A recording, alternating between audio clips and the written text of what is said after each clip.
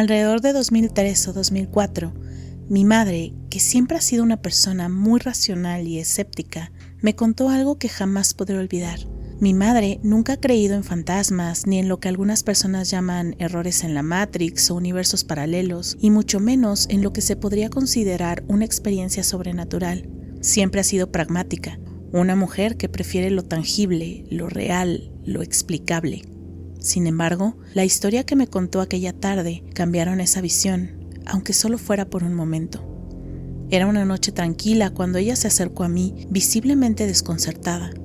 «Tengo que contarte algo», me dijo, como si estuviera procesando algo que aún no lograba entender del todo. Se acomodó en el sillón y comenzó a relatarme un sueño que había tenido. Un sueño tan vívido, tan detallado, que no había podido sacárselo de la cabeza desde entonces. Un sueño que, en su caso, había sido más que un simple suspiro nocturno. En su sueño, mi madre estaba en el jardín trasero de nuestra casa, un lugar que siempre había sido tranquilo y sereno. Era un día soleado, quizás un poco cálido, y ella estaba colgando la ropa en el tendedero, haciendo lo que hacía todos los días. Entonces, algo rompió la quietud de esa rutina. De repente, vio a un hombre que caminaba por el jardín, entre los árboles, como si nada estuviera fuera de lugar. No era cualquier persona, era un viejo amigo de la familia, alguien que había estado luchando contra el cáncer de pulmón durante varios meses. Había sido un hombre fuerte, lleno de vida, pero ya hacía tiempo que su salud se había deteriorado y todos sabíamos que no le quedaba mucho tiempo. Lo que mi madre vio no tenía sentido.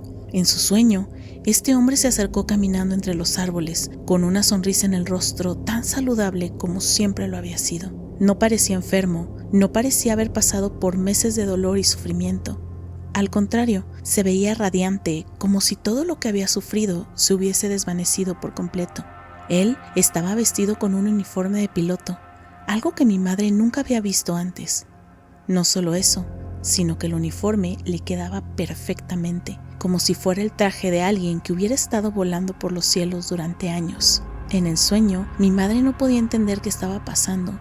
No solo estaba sorprendida por verlo tan bien, sino también por el hecho de que estaba usando algo tan fuera de contexto, como si el sueño fuera una mezcla de momentos y recuerdos que no encajaban entre sí. Atónita, mi madre le exclamó: «Dios mío, ¿te ves tan bien? ¿Qué haces aquí? ¿Por qué estás aquí? Ven, hablemos». La sorpresa y la emoción le envolvieron, pero él no parecía compartir la misma urgencia. Con una calma absoluta, él le respondió como si todo estuviera perfectamente claro para él: «Lo siento, no puedo quedarme. Solo vine a despedirme, a decirte que ahora me encuentro mucho mejor, pero no puedo quedarme, tengo que irme. Adiós». Y sin decir más, comenzó a caminar por el jardín. Atravesó la hierba con una calma que desconcertó aún más a mi madre. Pasó junto a ella sin mirarla directamente y continuó hasta perderse de vista, desapareciendo entre los árboles que bordeaban el patio trasero. Mi madre lo miró, completamente absorta, sin poder comprender del todo lo que acababa de suceder.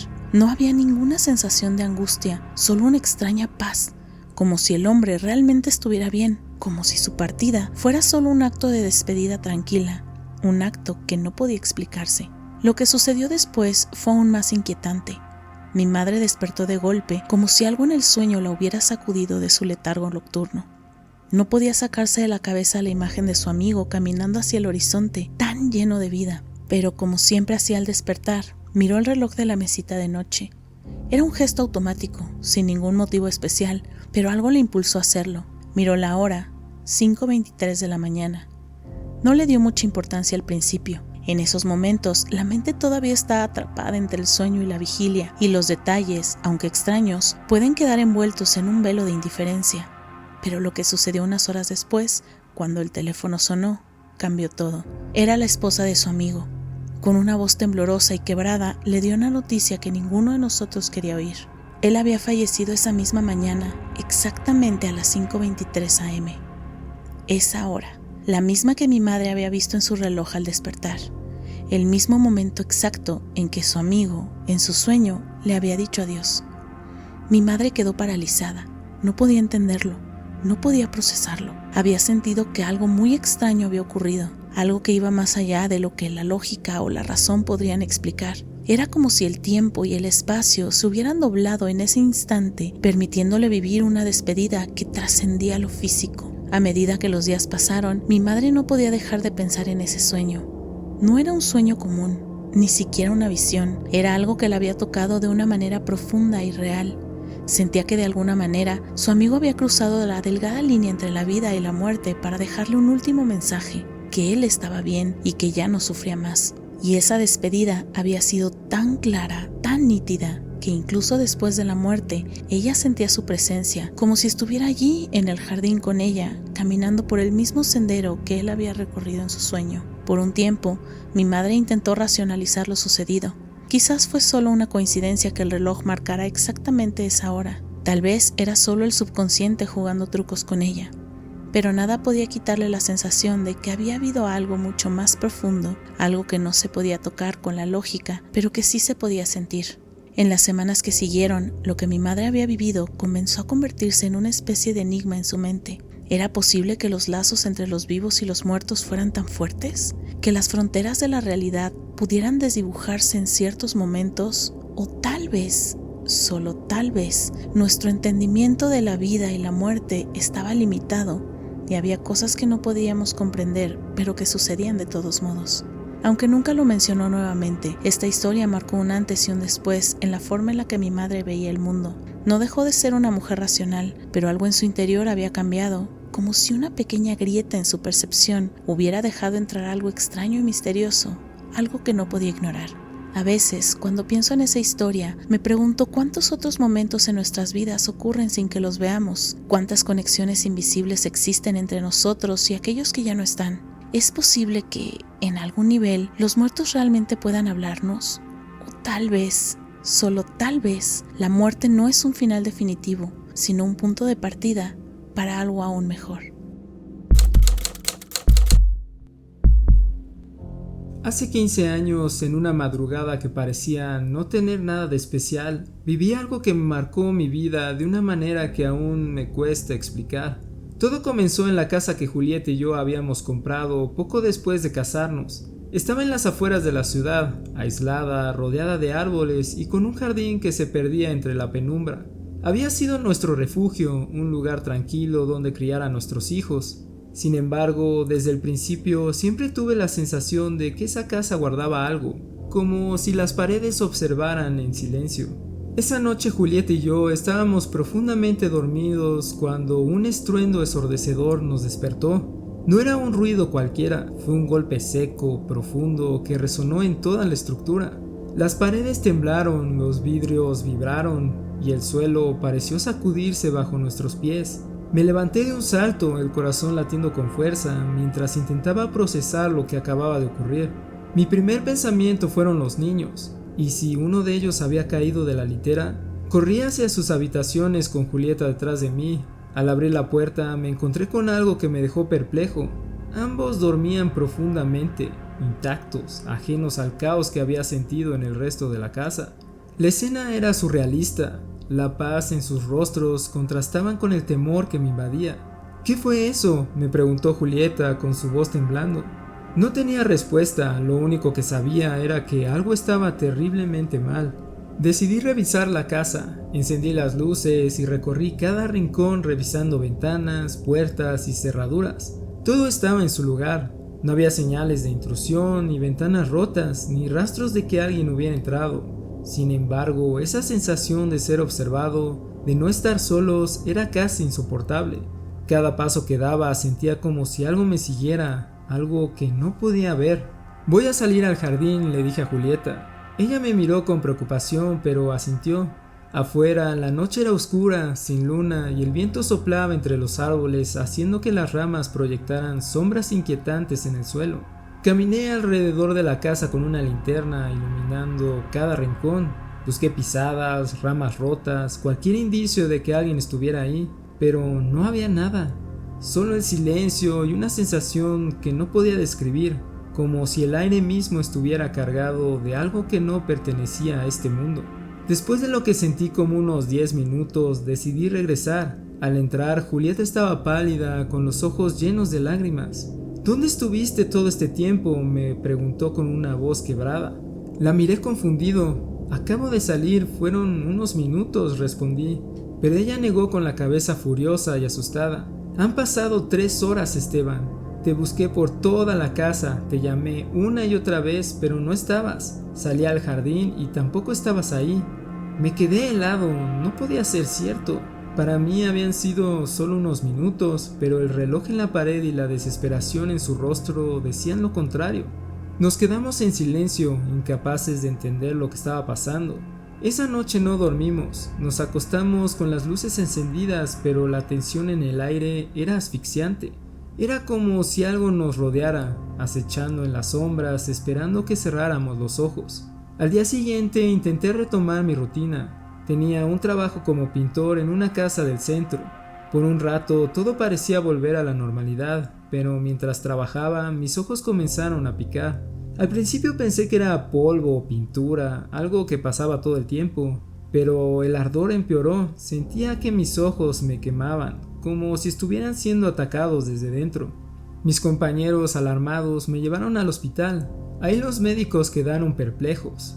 Después de varios exámenes descubrieron que tenía quemaduras de 2º grado en los ojos. Era como si hubiera estado expuesto a una luz extremadamente intensa, algo similar a un soplete de soldador, pero no había estado cerca de nada parecido. Gracias al tratamiento pude recuperar la vista, pero los médicos no tenían explicaciones. Sus miradas me decían lo que sus bocas no podían. Aquello no tenía sentido. Cuando volví a casa, Julieta me recibió con un abrazo silencioso. Había hablado con algunos familiares durante el día buscando apoyo, pero nadie sabía qué decir. Esa noche, mientras cenábamos en silencio, ambos sabíamos que algo había cambiado. Había una tensión en el aire, un miedo silencioso que ninguno quería mencionar, pero que estaba ahí, constante. En los días siguientes intenté racionalizar lo ocurrido. Tal vez el estruendo había sido una tubería rota, un pequeño terremoto, algo físico y explicable. Quizás la pérdida de tiempo fue un desliz mental causado por el estrés. Pero entonces, ¿cómo explicaba las quemaduras en mis ojos? ¿Cómo explicaba la sensación de que algo nos observaba? Con el tiempo la vida continuó, los niños siguieron creciendo, Julieta y yo aprendimos a convivir con el recuerdo de aquella noche, aunque nunca la discutimos abiertamente. Sin embargo, cada vez que miro esa casa siento un escalofrío. Sé que aquella noche no fue un simple episodio de paranoia o casualidad. Algo que no entiendo estuvo ahí con nosotros. Y aunque los años han pasado, una parte de mí sigue esperando respuestas. Tal vez algún día las encuentre o tal vez no. Pero lo que sé con certeza es que en aquella madrugada la realidad que conocía se fracturó y por un momento estuve frente a algo que no debería existir. En 1987 estaba sentada en clase, mirando el reloj, cuando de repente me encontré inmersa en lo que hasta el día de hoy ha sido la experiencia más extraña que jamás haya experimentado. Al principio solo estaba en mi pupitre, observando la hora en el reloj de la pared, y al siguiente instante me encontré caminando por el centro comercial con una mujer que nunca había visto antes. De alguna manera sabía que era mi novia, y aunque era un adulto en ese sueño, mi mente consciente no podía entender cómo había llegado hasta allí. Caminábamos por los pasillos del centro comercial, conversando como si nos conociéramos de toda la vida. La atmósfera era extrañamente normal, pero de repente un ruido rompió la calma. Comencé a sentir una sensación brutal, como si alguien me hubiera dado un golpe directo en el pecho. La siguiente imagen fue aterradora. Al mirar hacia abajo, me vi a mí misma de pie sobre mi propio cuerpo. Mi mente no podía procesar lo que sucedía, pero era consciente de que ya no estaba vivo. Un ataque al corazón había dado fin a mi vida. Observé el caos en tiempo real. Mi novia, desesperada, estaba sobre mi cuerpo, gritando mi nombre, llorando y tratando de despertarme. Sentí un dolor profundo al verla sufrir. Intenté acercarme, tratar de consolarla, pero como si una barrera invisible me separara de ella, no pude tocarla. Mientras tanto, los trabajadores de emergencia despejaron la escena. Vi cómo retiraban mi cuerpo del lugar, pero cuando traté de seguirlo, descubrí que no podía salir del centro comercial. Algo me mantenía atrapada allí, como si un cordón invisible hubiera cortado mi conexión con la realidad. Pasaron los días y mi existencia como espíritu atrapado en ese lugar se alargó durante lo que parecieron años. Vagué por el centro comercial sintiéndome bastante aburrida y perdida. Comencé a interactuar con los pocos que estaban allí durante la noche. Jugué con los guardias de seguridad, haciéndoles la vida difícil durante su turno nocturno. Pero lo más inquietante era lo que ocurría durante el día. Cada tanto lograba que alguna persona me viera, aunque fuera por un segundo. A veces alguien me saludaba sin saber quién era yo, o evitaba mi presencia, como si percibieran algo extraño, sin entender realmente qué estaba sucediendo. Recuerdo una tarde especialmente vívida, cuando vi a un hombre anciano sentado en uno de los bancos para descansar. De repente, comenzó a sostenerse el pecho y cayó al suelo con un ataque al corazón. Yo estaba allí, observando, y en un impulso me acerqué a él.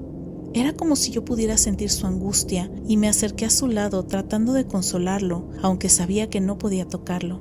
Era entonces cuando una sensación abrumadora me invadió, una certeza de que no era su tiempo. Le susurré, aunque no podía oírme, que no debía rendirse, que debía aferrarse a la vida. Entonces, algo inexplicable sucedió. Vi cómo su espíritu, o algo dentro de él, regresaba a su cuerpo, justo cuando los paramédicos comenzaban a reanimarlo. Recuperó la vida y yo me quedé atrás, preguntándome si realmente había intervenido en algo que no comprendía del todo. Pero no fue hasta que un día, sentada nuevamente en uno de esos bancos, que todo cambió. Un niño pequeño se acercó y se sentó a mi lado. Tenía unos 6 o 7 años. Se veía tranquilo, pero algo en sus ojos me hizo sentir una extraña conexión. Comenzó a hablarme sin miedo, como si me conociera de toda la vida. En ese momento, algo cambió en mí, algo que nunca pude explicar del todo. Sabía que debía irme con él. No sabía cómo ni por qué, pero sentí que nuestro destino estaba ligado de alguna forma. El niño se llamaba Beto y era hijo único, criado por una madre depresiva. Sabía que su vida no iba a ser fácil, pero por alguna razón yo estaba allí para ayudarle a sobrevivir. Me convertí en su amiga invisible, la que nadie más podía ver, la que lo protegía de las sombras de su vida cotidiana. Lo guié, le enseñé a no hablar de mí con los demás para que no lo tomaran por loco. Nos volvimos inseparables. A medida que Beto crecía, yo estaba allí, observando cada paso, cada dificultad. Aprendí a conocer su dolor y su sufrimiento, y a veces también sentía su alegría. Observé cómo Beto creció, cómo pasó de ser un niño a un adolescente, y cuando cumplió 18 años, supe que mi tiempo con él había llegado a su fin. Había cumplido mi propósito y ya no era necesario que permaneciera más tiempo. Nos despedimos y como si todo hubiera sido una ilusión, la escena se desvaneció. Cuando volví a abrir los ojos, estaba de nuevo en mi pupitre en la clase mirando el reloj. Apenas había pasado 1 minuto, aunque había vivido lo que parecían varias vidas enteras como espíritu. Había experimentado más de una década de existencia fantasmagórica en lo que fue solo un parpadeo del tiempo. La desconexión entre el tiempo que viví y la brecha entre esa experiencia y la realidad de mi clase me dejó con una sensación de desajuste, como si la línea entre la vida y la muerte, entre el tiempo real y la percepción de lo que realmente sucedió, se hubiera desdibujado. Nunca pude olvidar esa experiencia. A pesar de lo que parecía un sueño, algo en mi interior me decía que fue más que eso, que algo más grande había ocurrido. La pregunta sigue rondando mi mente. ¿Fue una visión de lo que podría haber sido o simplemente un deslizamiento de la conciencia, un escape de las fronteras de la realidad? La única certeza que tengo es que en ese breve lapso de tiempo viví una vida entera, una vida que todavía no logro comprender completamente.